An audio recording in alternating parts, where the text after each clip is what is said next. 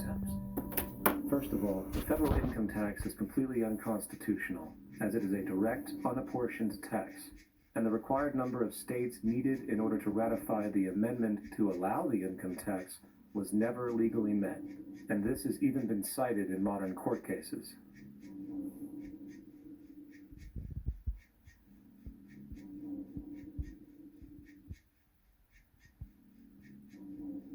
Second, at the present day, roughly 25% of the average worker's income is taken from them via this tax. That means you work 3 months out of the year to fulfill this tax obligation. And where does that money go? According to the Grace Commission report of the 1980s, 100% of what is collected is absorbed solely by interest on the federal debt and by federal government contributions to transfer payments. In other words, all individual income tax revenues are gone before 1 nickel is spent on the services which taxpayers expect from their government. Today, the money Americans make working 3 months out of the year goes almost entirely to the interest fees charged for the debt-based fiat currency.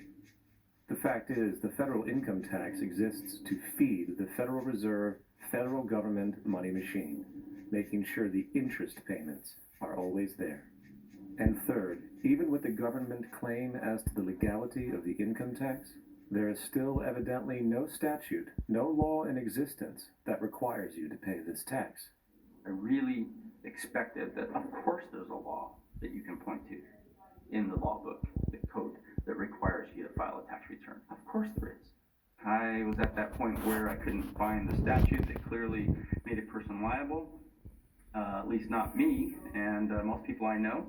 And I had no choice in my mind except to resign. Based on the research that I did throughout the year 2000 and that I'm still doing, I have not found that law. I've asked Congress, we've asked a lot of people in the IRS commissioners, helpers. They can't answer.